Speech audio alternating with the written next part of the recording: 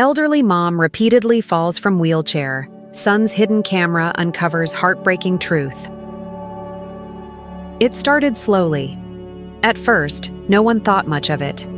Evelyn, a loving grandmother, had always been strong, gentle, but never weak. She'd raised 3 children, ran her household like clockwork, and always had time to make cookies with her grandkids. But recently, something wasn't right. She had started falling out of her wheelchair. Once, okay, it could be an accident, twice concerning, but the third time, that's when Taryn, her son, began to really worry. He'd hear a thud from the next room and rush in to find her on the floor, confused, trying to smile through the pain. "It's nothing, baby," she'd always say. "Just these old bones not listening." But Taryn knew better. A mother doesn't fall over and over again without a reason. He took her to the doctor, again and again. They ran tests, checked her blood pressure, looked at her medications. Nothing.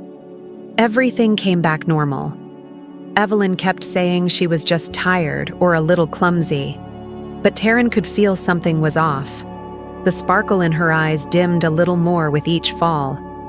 Something was wrong, and no one could explain it. One evening, as he sat at the kitchen table, hands clasped and mind racing, a thought hit him. Maybe she wasn't saying everything. Maybe something was happening when they weren't around. That's when he decided to install hidden cameras, not because he didn't trust her, but because he needed answers. He needed to keep her safe, and what he would find would break his heart in a way he never expected. The first fall Taryn witnessed was on a sunny afternoon.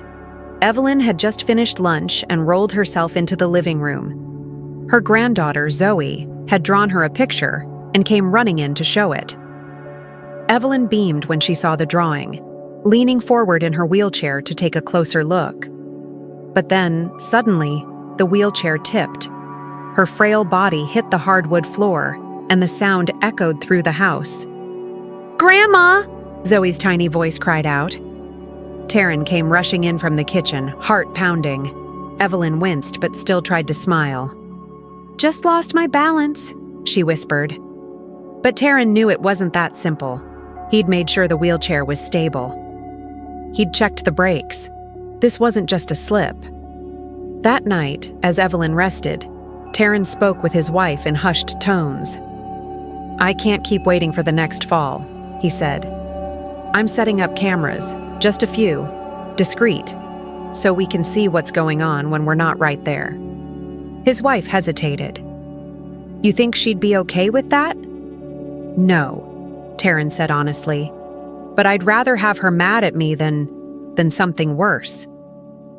The next morning, while Evelyn was out getting her hair done, Taryn carefully placed small cameras in the living room and bedroom. He felt guilty doing it, but he also felt terrified. Something was happening, and he was done guessing.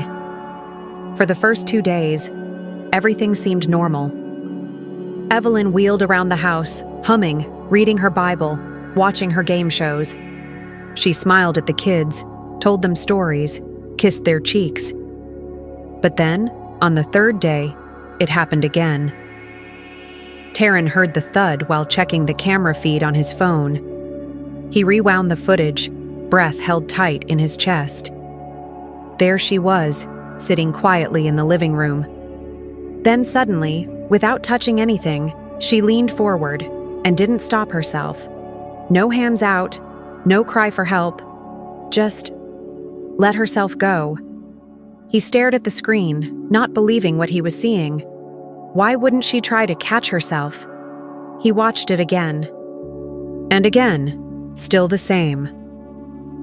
Later that night, when another fall happened, he was ready. He checked the footage immediately, and this time he noticed something else. Her lips were moving. She was whispering something right before the fall. Taryn turned up the volume, but the audio was faint. Still, he caught a few words. "I'm coming, my love." His stomach dropped. Tears welled up in his eyes as the full weight of the truth began to hit him. These weren't accidents. Evelyn wasn't just falling. she was letting herself fall, on purpose. And in that moment, Taryn realized the problem wasn't physical. It was something else entirely, something deeper, something he had never expected. And the most painful part? He still didn't know how to help her. But now, at least, he knew he had to try. No matter how hard the road ahead would be, because she wasn't just his mother, she was his heart, and he wasn't going to lose her. Not like this, not without a fight. Taryn sat alone in the dim light of the kitchen, watching the video on loop. His heart felt heavy, like it had sunk somewhere deep inside his chest. He had replayed the fall over and over, trying to find something he missed, some logical explanation. But there was none. Every time, the same thing. His mother leaning forward, not even trying to stop herself. And those words, "I'm coming, my love." It wasn't just a whisper. It was a goodbye. That night, he barely slept. His mind kept circling back to one thing. His mom was in pain. Not the kind you could see on a medical report. This was something else, something invisible, yet powerful enough to make her want to fall, again and again. The next morning, he sat across from his wife, holding a warm mug of coffee he hadn't touched. "She's trying to hurt herself," he finally said. His voice cracked as he spoke. His wife, Latoya, looked up slowly, eyes wide. "Are you sure?" Taryn nodded, pressing his thumb against the side of the mug. "She talks to herself before she falls. She says she wants to join him." "Him?" "My dad." Latoya reached for his hand, squeezing gently. "Oh, Taryn." They sat in silence for a moment, the sounds of their children getting ready for school floated in from the hallway, shouts about missing socks and cereal bowls clinking. But all Taryn could hear was his mother's voice, whispering into the quiet. "I'm coming, my love." Later that day, he reviewed more footage. This time, he turned the volume up full, leaned close to the screen, and studied every second. He noticed a pattern. Evelyn would sit quietly for a while, hands folded in her lap. Then she'd start murmuring, her face softening like she was speaking to someone who wasn't there. Taryn scribbled down her words from the footage. "I miss you, James. I don't want to do this without you anymore. They say I'm strong, but I'm just tired." Every sentence was like a dagger. His mother, the strongest woman he'd ever known, was breaking quietly, alone in the same house filled with family. He couldn't ignore this anymore. That evening, while helping Evelyn into bed, Taryn looked at her closely. "You doing okay, Mama?" he asked, keeping his voice light.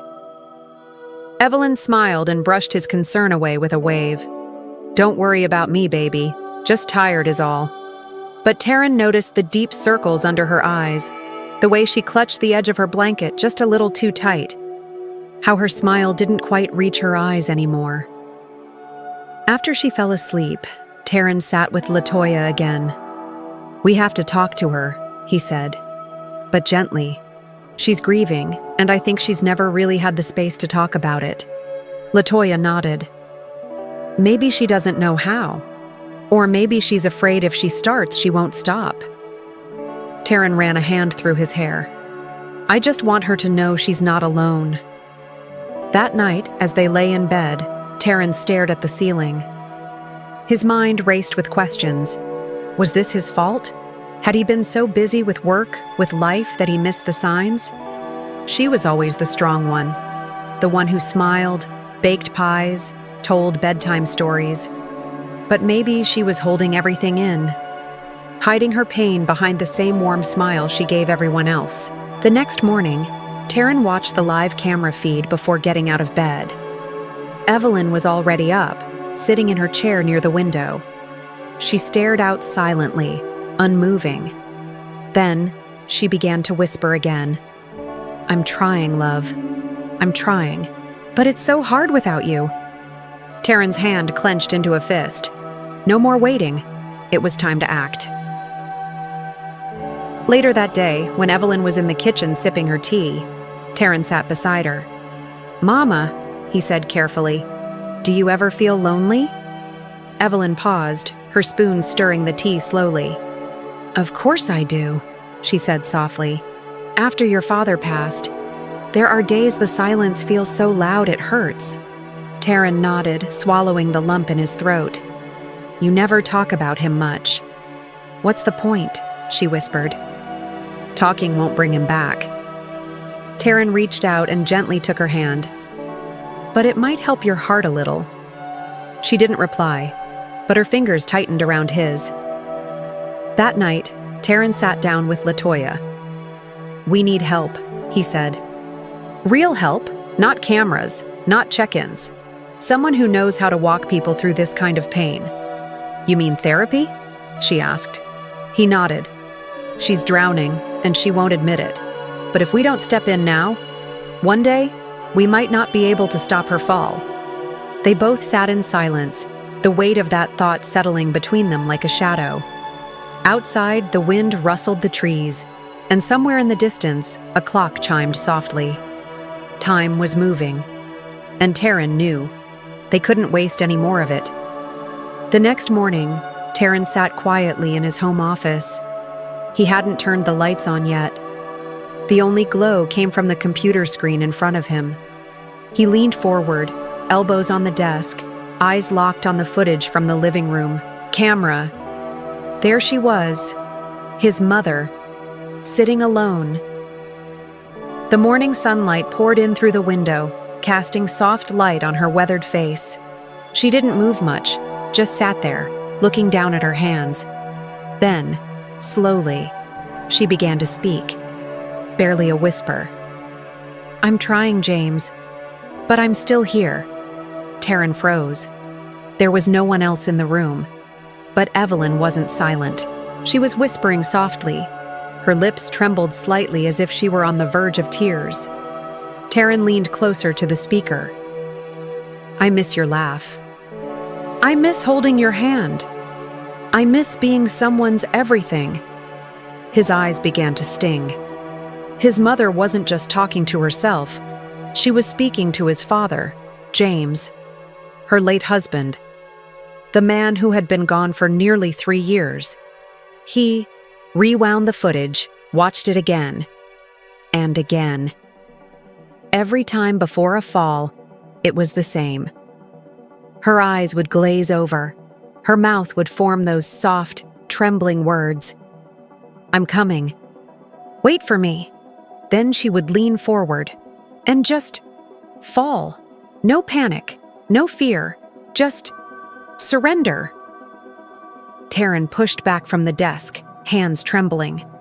This wasn't an accident. This wasn't something she couldn't control. She was choosing it, not because she wanted to hurt herself out of hate or anger, but because she was tired, because her heart was broken. And suddenly, Taryn saw it all differently. Those smiles she wore so bravely, they were masks. The "I'm fine," she repeated so often, a shield, and the falls, not just slips. They were her way of trying to leave, to follow the man she loved, to escape the loneliness she never dared to say out loud. He felt sick, the kind of sick that crawls into your chest and tightens until you can't breathe. He couldn't remember the last time he had asked his mom how she really felt. He'd been so focused on solving the mystery, fixing the physical, that he'd missed the truth right in front of him. She wasn't just falling from her chair. She was falling through the cracks of grief, and no one had caught her. Taryn wiped his face with his sleeve and stood up. He found Latoya in the laundry room folding clothes. She looked up and saw the look on his face. "What is it?" she asked quickly. "It's worse than I thought," he said quietly. "She's not falling. She's letting herself fall." Latoya dropped the shirt in her hands. "What do you mean?" Taryn took a shaky breath. "She wants to go. She wants to be with Dad. And the falls, they're not accidents. They're attempts." Latoya's hand flew to her mouth. "No. She thinks we don't see it. but I saw the footage. She says goodbye before she does it. They stood there for a long moment in silence, just breathing, just trying to hold on to something solid. Eventually, Latoya broke the silence. We have to do something. We can't just let this continue. Taryn nodded slowly. We need to talk to her, but gently. She's fragile, more than I ever realized. That night, Taryn sat beside his mom on the couch. They were watching an old comedy show on TV, one she used to laugh at out loud. Now she barely smiled. "Mama," he said carefully, "can I ask you something?" "Of course, baby," she replied, still looking at the screen. "Do you talk to Dad sometimes?" She hesitated for a moment, then gave a soft smile. "Every day." Taryn nodded. "I saw the videos, Mama. The ones from the cameras, her face turned to his now. You heard me?" she asked, her voice almost a whisper. "I did." She looked away. Her eyes blinked quickly. "I didn't want anyone to hear. It's silly, I know." "No, Mama," he said gently. "It's not silly. You loved him. You still do." Tears pooled in her eyes, but she didn't let them fall. Taryn reached out, took her hand in his. "But Mama, those falls, are you trying to—" She didn't answer. Not with words, but the silence said enough. Finally, she whispered, "I just miss him so much. Some days I don't see the point of staying." Taryn felt his own tears. "Come now." He squeezed her hand tightly. "You are the point, Mama. You're the heart of this family. We need you. The kids need you. I need you. I feel like half a person," she whispered. "Then let us be the other half until you feel whole again," he said. They sat together for a long time, both crying quietly. That night was the first time in months Evelyn asked her son to sit with her until she fell asleep, and for the first time in months, she didn't fall. She rested, and maybe, just maybe, she felt a little less alone. The next morning, the air in the house felt heavier. Taryn sat at the breakfast table, staring blankly at his coffee. Across from him, Latoya was quiet too, slowly, buttering toast neither of them planned to eat. The kids' laughter echoed from the hallway, but even that couldn't shake the ache sitting between them. Taryn finally spoke. "I think we need to tell her." Latoya didn't need to ask what he meant. She nodded gently. "Just be kind, okay?" she said. "She's not doing this to hurt anyone. She's hurting, and she doesn't know what to do with it." Later that day, while the kids were out, and the house was still, Taryn walked slowly into the living room where Evelyn sat by the window, staring out at the garden. The sunlight touched her hair, which had gone mostly silver now. Her hands rested on her lap, motionless. "Mama," Taryn said, his voice soft. "Can we talk?" She looked up at him with a gentle smile. "Of course, baby." Latoya joined, him sitting on the armrest beside her husband. There was a pause, and then Taryn started. "We know about the falls, Mama." Evelyn blinked slowly, but said nothing. "We've been watching the videos. I didn't want to spy on you, but I didn't know what else to do. And we saw you talking to Dad." Evelyn's lips pressed together tightly. She turned her head away, facing the window again. Taryn leaned forward. "Mama, we're not angry. We're not judging you. We want to understand and help." Her voice, when it came, was so soft it was almost missed. "You weren't supposed to see that." Latoya reached out and gently placed a hand over Evelyn's. "We didn't mean to invade your space. We were scared. I wasn't trying to scare anyone," Evelyn whispered. I miss him so much.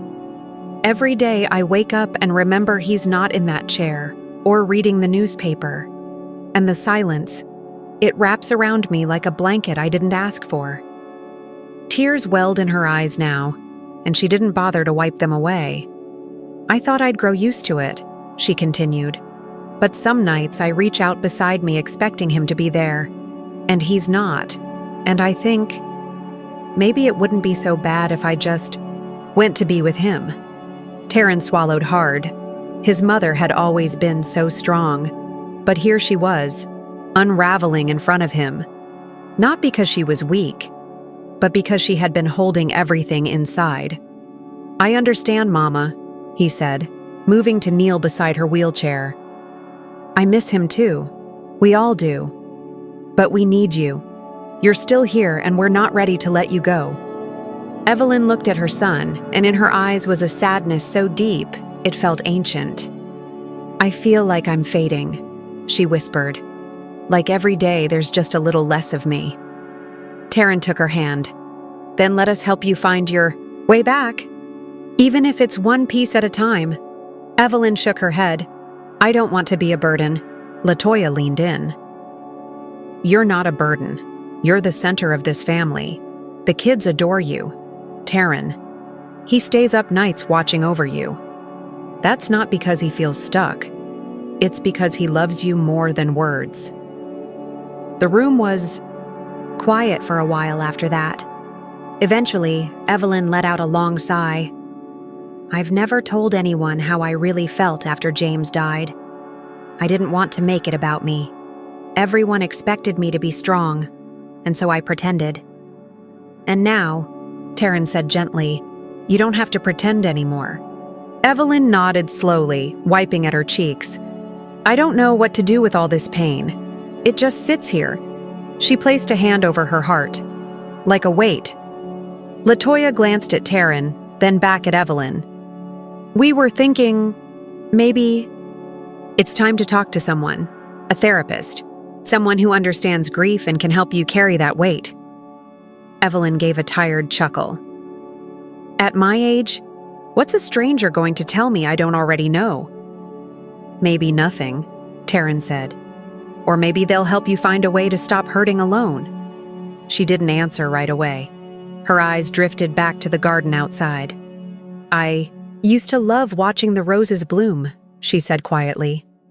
"James would always bring one in and leave it in a little glass on the windowsill. Every morning without fail, just a rose, just because." Taryn squeezed her hand. "I want to feel that again," she whispered. "Not just remember it." "You can," LaToya said. "You will. We'll walk this road with you." That night, for the first time in months, Evelyn didn't ask to be left alone. She asked if she could sit at the dinner table longer, listen to the kids talk about school, and stay up just a little while more. It wasn't a big change, but it was something. And sometimes the quietest steps are the most powerful. Evelyn sat quietly in the passenger seat as Taryn drove her to the clinic. The sun filtered through the windshield, warm and golden, but she barely noticed. Her hands were clasped in her lap, fingers tangled together in a tight knot. She had agreed to try therapy, but her heart wasn't sure. "I don't know what I'm supposed to say," she murmured, eyes fixed on the passing trees. "You don't have to say anything you're not ready to, Mama," Taryn said gently, keeping his eyes on the road. "Just be honest. That's all they ask." She gave a small nod, but her chest was tight. For years, she had carried grief like a quiet shadow, never daring to name it out loud. She wasn't sure if she even knew how to begin. The therapist's office was nothing like she expected. Soft lighting, gentle colors, a couch that looked more like something in a friend's living room than a clinic. A woman, maybe in her 60s, with kind eyes and a voice that felt more like a warm blanket. Then a question mark greeted her at the door. "Mrs. Evelyn Johnson?" she said with a smile. "I'm Dr. Wright. It's so nice to meet you." Evelyn smiled politely, but her heart thudded in her chest. Taryn waited in the lobby while Evelyn followed Dr. Wright into the room. She didn't know what she expected, but it certainly wasn't what happened next. Dr. Wright didn't start with questions. She simply said, "Tell me about him." Evelyn blinked. "Who?" "James," the therapist said softly. "The man you miss." For the first time in years, Evelyn allowed herself to speak freely about him. Not just the facts, his job, their marriage, the funeral, but the memories, the silly jokes he used to make, the way he'd steal the covers, how he'd hum the same tune when he was deep in thought. And then came the harder words, the night he passed, the silence that followed, the mornings that felt like walking through fog, the birthdays and holidays that felt empty, the aching, guilt of still breathing when he wasn't. "I didn't know how to go on," she whispered. "So I smiled and told everyone I was okay, because I thought that's what strong women do." Dr. Wright didn't interrupt. She listened, truly listened.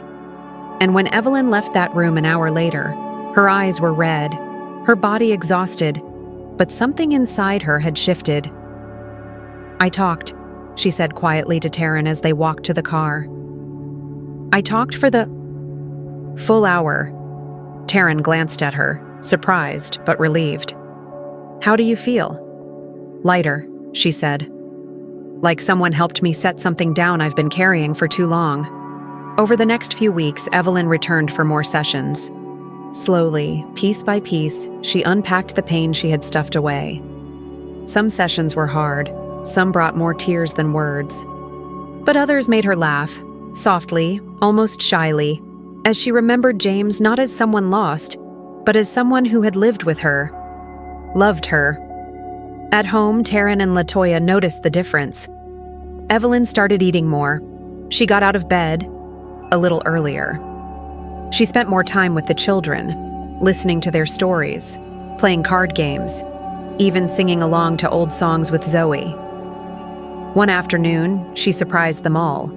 They were sitting around the dining table when she cleared her throat and said, "I was thinking maybe I could talk to others, people like me, who lost someone and never really knew what to do with the grief." LaToya blinked. "You mean, like a group?" Evelyn nodded slowly. "At the community center, just something small, a place for people who feel alone but don't want to say it." Taryn's eyes widened. "Mama, that's an amazing idea. I don't know if I'd be any good at it," she admitted. "But maybe just talking helps. It's helping me." And just like that, something new began. A new purpose. A new season. They helped her make flyers. The local center gave them a quiet room on Thursday mornings. At first, only 2 people came, an elderly widower named Harold and a quiet woman who hadn't spoken in months. But Evelyn smiled, poured tea, and shared her story. By the end of that first meeting, all 3 of them had tears in their eyes. But none of them cried alone. Week after week, the group grew. People came not for advice, but for presence, for understanding, for that moment when someone else nods and says, "Yes, I feel that too." Evelyn found herself looking forward to Thursdays. She prepared little notes of encouragement, brought cookies the grandkids helped bake, wrote down poems James once loved to read aloud. The house felt brighter, not because the pain was gone, but because light was finally allowed back in. And in those quiet moments, Evelyn began to understand. Healing isn't forgetting. It's remembering. Without breaking. One night, as she sat with Taryn on the back porch, she said, "I never thought I'd smile again without feeling guilty. But today, I smiled because it felt right. Not because I had to." Taryn put his arm around her. "That's all we ever wanted, Mama." And for the first time in a long time, she believed it. Thursdays became sacred, not because of anything formal, not because someone said they should be, but because something quiet and powerful happened every time Evelyn wheeled herself into that community room. It started with just a few chairs in a circle, no microphones, no fancy name tags, just people. People who had lost someone and didn't know what to do with all the pieces grief left behind. And Evelyn, sitting in her wheelchair near the window, always arrived a little early. She'd unfold a worn notebook and place a fresh flower, usually a rose, on the table in the center of the circle. That flower was for James, and the empty chair beside it, that was for whoever needed it that day. By the third week, 5 people came. A month later, they had to push back the furniture to fit everyone. Not all spoke. Some just sat quietly. Others cried without saying a word. But every single person who came stayed until the end. And Evelyn, without meaning to, without any professional title, became the anchor. She didn't try to fix anyone. She didn't preach, she just listened. Sometimes she shared stories, funny ones, sad ones, stories about James leaving his slippers in random places, about learning how to use the microwave after he passed because he always made the popcorn. And slowly, the room began to fill with more than just loss. It filled with connection. It filled with healing. One Thursday, after everyone had left, a man named Raymond, quiet, gruff, always sitting in the corner, approached her. He cleared his throat, eyes on the floor. "Haven't talked much," he said. "But I want to thank you." Evelyn smiled softly. "For coming?" He shook his head. "For giving me a reason to leave the house." She reached out and touched his arm gently. "You're not alone, Raymond. None of us are." That night, as Taryn helped her into bed, Evelyn turned to him with tired eyes and a quiet voice. "I think this is what I was meant to do." Taryn blinked. "The support group?" She nodded. "I spent so long waiting for the pain to go away, thinking grief would shrink if I just ignored it. But maybe it doesn't shrink. Maybe it just becomes something you carry, easier, when others help you hold it." He leaned in and kissed her forehead. "You've helped so many people already, Mama. I'm proud of you." She chuckled softly. "I think James would be too." The weeks passed, and the group grew not just in numbers, but in life. People brought baked goods. One woman played old songs on her harmonica. Another brought a scrapbook of her husband's favorite fishing spots. There were tears, yes, but also laughter. Deep, heartfelt laughter that surprised even them. And Evelyn? She started feeling alive again. She got up earlier. She asked about the kids' school projects. She helped LaToya in the kitchen, even if just to peel carrots and sneak bites of cookie dough with the grandkids. One Sunday morning, she asked Taryn if they could go to the park. The one with the pond and the ducks. The one where James used to take her before the arthritis, before the falls, before the silence. They packed a picnic, and the whole family came. Zoe brought breadcrumbs for the ducks. Taryn brought his camera. Evelyn brought a quiet joy that hadn't been seen in her for years. As she sat in the sun, watching her grandchildren laugh and chase each other through the grass, she turned to Taryn and said something he never thought he'd hear. "I'm glad I stayed." He didn't say anything right away, just reached over and squeezed her hand. "You've still got a lot of life left to live, Mama," he said, "and you're living it beautifully." Later that week, Evelyn brought up a new idea. "I want to teach someone else how to lead the group," she told LaToya over tea. "Not because I'm stepping away, but because this shouldn't stop with me." LaToya smiled. "You're building something that matters, Mom." Evelyn paused, stirring her tea thoughtfully. "I used to think my life ended when James died, but now I realize that was just a chapter. This is a new one, and I want to write it, with purpose." So she did. She trained a few regulars to help run the group. She connected with a therapist at the center to support members who needed extra help. She created a little lending library of grief books and comforting stories. She even gave a small talk at a local senior event, nervous at first, but steady in voice as she spoke about pain and love and choosing to live again even when it hurts. Taryn stood in the back, watching his mother, his once fragile mother, now strong and steady, speaking from the heart with a rose pinned to her blouse. After the event, he walked up and hugged her tightly. "You've become a light for so many, Mama." Evelyn smiled, tears brimming but not falling. "It's funny, isn't it?" she said. "I thought I was fading away. But turns out, I was just finding my way back." And for the first time in a long, long time, Evelyn didn't feel like she was just surviving. She was living. 6 months had passed since Evelyn held her first grief support group meeting. The small circle of chairs in that community room had turned into something far bigger, a family of sorts. Not by blood, but by shared pain, shared laughter, and the quiet understanding that comes from walking through darkness together. People came and went.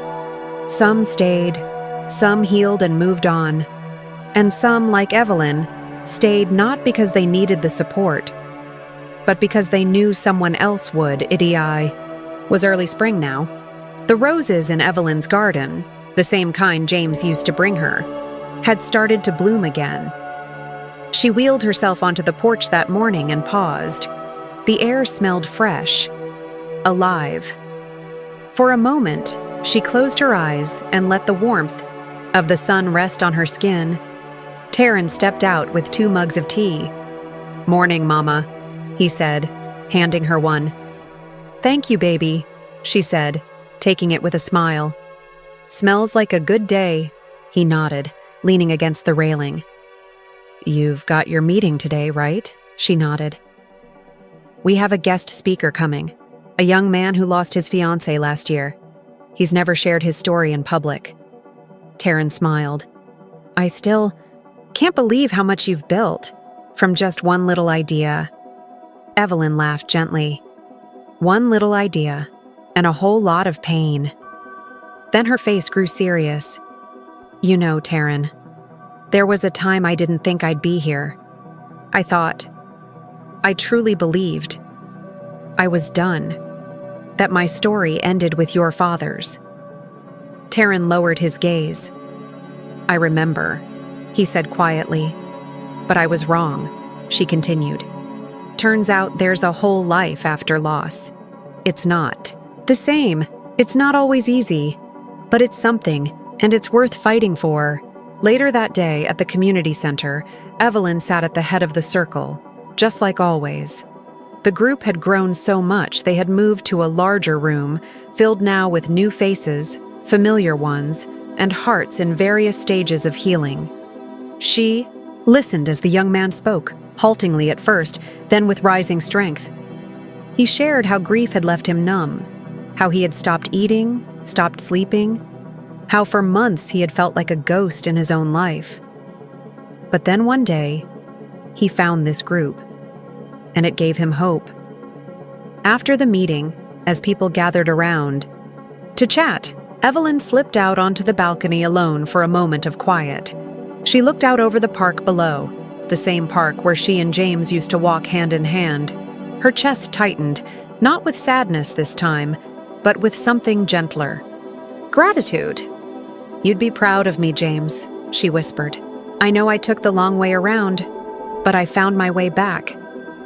As if in reply, a soft breeze passed by, lifting the hem of her shawl and brushing against her cheek. She smiled. When she returned home that evening, something unexpected was waiting. Taryn stood in the living room holding an envelope. "This came in the mail today," he said, handing it to her. "From the mayor's office." Evelyn raised an eyebrow, opening it slowly. Inside was a letter and an invitation. She was being recognized for her community work, for starting the grief support network that had now expanded to 3 centers, with more on the way.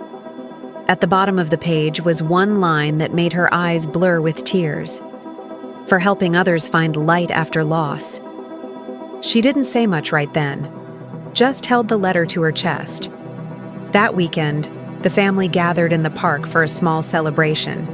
Balloons, sandwiches, music, nothing fancy, just joy. Evelyn watched the kids run around chasing butterflies, their laughter echoing through the trees. Zoe, now a little taller, ran up with a folded piece of paper. "I made something for you, Grandma." Evelyn opened it carefully. Inside was a crayon drawing of a heart, with two figures in the center. One had silver hair, the other was labeled Grandpa James. "We're never alone," Zoe said, matter-of-factly. Evelyn hugged her granddaughter tight. "No, sweetheart, we're not." That night, as the sun set and the sky melted into soft blues and golds, Evelyn sat quietly on the porch once more. Taryn joined her, and for a while they didn't speak. They didn't need to. Eventually, Evelyn turned to her son. "Promise me something?" "Anything, Mama." "When I'm gone. Not now, not soon, just someday. Don't let the group fade. Keep it going. Keep giving people a place to heal." Taryn nodded, his voice thick. "I promise." Evelyn looked up at the first stars starting to appear. She thought of James, of the falls, of the whispers in the dark, and then she thought of the laughter, the stories, the people she had met, the lives she had touched, and the ones who had touched hers. The pain would never fully disappear, but it didn't need to. It had shaped her, not defined her. It had brought her here, and here was a good place to be. As the breeze picked up and the wind rustled the roses by the porch, Evelyn closed her eyes and smiled. "I'm still here," she whispered to the stars, "and I'm not done yet."